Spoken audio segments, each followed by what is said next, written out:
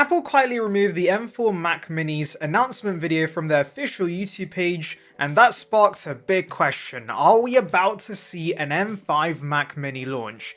Well, based on murmurs we've been hearing, I have a feeling we will in just a few weeks, possibly on the week commencing October 20th. It would be one of the fastest turnarounds we've ever seen for a Mac Mini update, barely a year after the M4 launch. Apple insiders Marko Zivkovic recently reported that they uncovered a device identified for what appears to be an M5 Mac Mini, and not just that, there's also a separate identifier for a Mac Mini with the M5 Pro chipset. If true, it means Apple's preparing two new models once again, just like they did with the M4 and M4 Pro.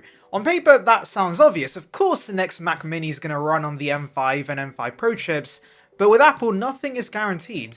We've seen Apple skip chip generations before. Most recently, the Mac Mini never received the M3 or M3 Pro chips, jumping straight from M2 Pro to the redesigned M4 generation, so the fact we have evidence of M5 Minis being tested is meaningful. It confirms Apple's keeping the Mini aligned with the wider Mac range. Now, the M5 is based on the A19 that just launched with the iPhone 17 and 17 Pro. It's based on a 3rd generation N3P process, and we actually have leaked benchmarks already because somehow the M5 iPad Pro has already been unboxed in Russia, and it shows a 36% faster GPU, which is pretty solid, and modest gains with the CPU, I believe 12% faster. So for power users, the GPU upgrades may feel noticeable in heavier workloads, but for the average user, it's not going to make a substantial difference. And that raises the question, is the M5 Mac Mini actually worth it? Before we dive in, if you enjoy deep dives like this, hit that subscribe button and also the new hype button. It really helps a small channel like mine reach more Apple fans,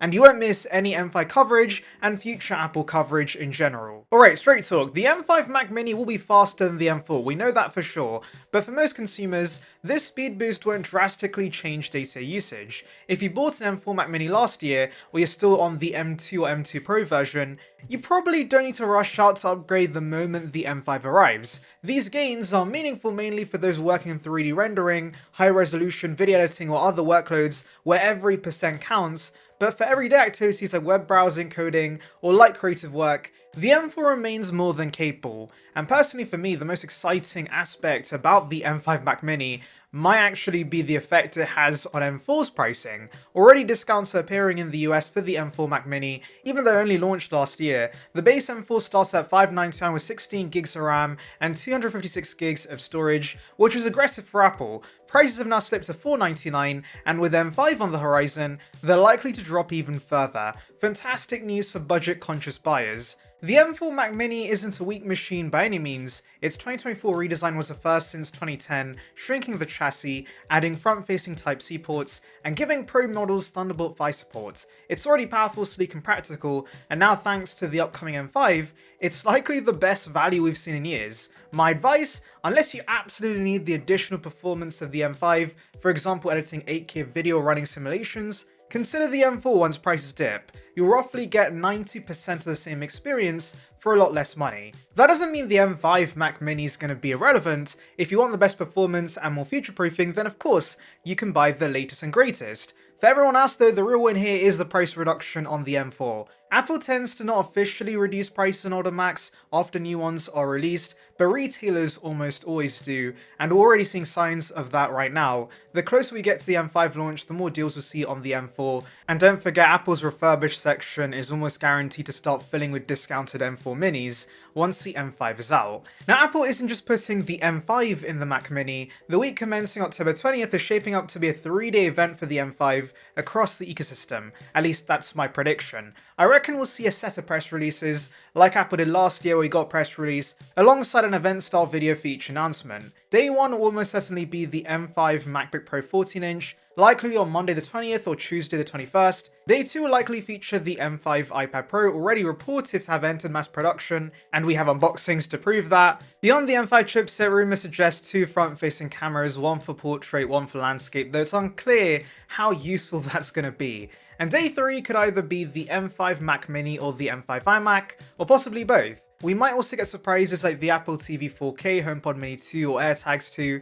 Apple loves quietly slipping in small updates to round out the ecosystem, and this week-long rollout would be perfectly in line with their usual October cadence. By the way, with the Mac Mini and MacBook Pro, it's likely only the base models we're getting this month. The Pro and Max variants of the M5 are delayed until 2026. Why is that the case? Well, that has nothing to do with marketing and everything to do with architecture. The upcoming M5 Pro and M5 Max chips will most likely feature an entirely new design with separated CPU and GPU blocks, giving Apple the flexibility to mix and match configurations more freely. For example, customers could choose a model with a maxed out GPU but a base level CPU, or vice versa, depending on their workflow. It's a more modular approach that offers a better balance between performance, thermals, and cost. The base M5, however, won't be getting any of this new chip tech or design language. It's using the same unified structure we've seen from the M1 through the M4, which explains why Apple can release it earlier. The M5 Pro and Max, on the other hand, they require new engineering, testing, and validation, which naturally pushes their timeline back into early 2026. In short, Apple's not rushing those because they represent the start of a new chip era while the M5 remains the last of the current one. If you think about it, this strategy does make sense. Apple doesn't want to flood its assembly lines with 3 chip variants at once, especially if TSMC is still scaling up production of the new 3nm nodes the M5 chipset is built on. Launching the base models first gives Apple time to smooth out production issues, meet end-of-year demand, and keep the Mac lineup fresh heading into 2026. This also keeps Apple's October tradition alive. Over the years, the company has used October as a quiet launch window for its Mac lineup, so I'm expecting the same to be the case this year too with brand new Macs, including the M5 Mac Mini. By the way, the October 20th timeframe isn't just some random prediction from me. The back-to-school offer in Europe ends on October 21st, and we're already seeing shipping delays for the MacBook Pro that's expected to be refreshed. Historically, Apple often times its product refreshes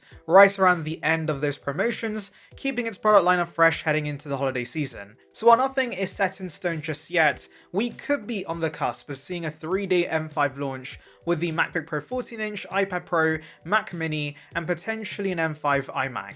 Add in minor updates like the Apple TV 4K, HomePod Mini 2 or AirTags 2, and you can tell this month is going to be jam-packed, though I can't guarantee all these products will launch at once. Coming back to the Mac Mini, if you're weighing your options, here's my advice. If you absolutely need the additional performance, go for the M5 when it launches. You'll get a little more speed, better efficiency, and of course longer software support. But if you care about value, and let's be honest, most Mac Mini buyers do, the M4 is about to become the deal of the decade. With discounts already happening in the US, and even in the UK where I'm based, where it's dipped to around £499, the M4 is one of the best bang for your buck Macs Apple's ever made. So to wrap this up, the M5 Mac Mini is coming with both M5 and M5 Pro chipsets, though the Pro won't be out just yet. Performance gains are going to be solid, especially when it comes to the GPU. No design changes are expected since Apple just refreshed the Mini in 2024. The biggest benefit of the M5 might actually be what it does to the M4's price, which is already falling. And so my advice, don't buy the M5 unless you absolutely need the additional performance.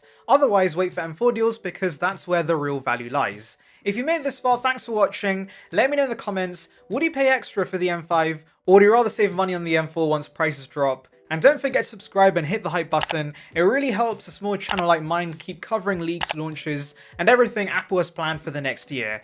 Thanks for watching.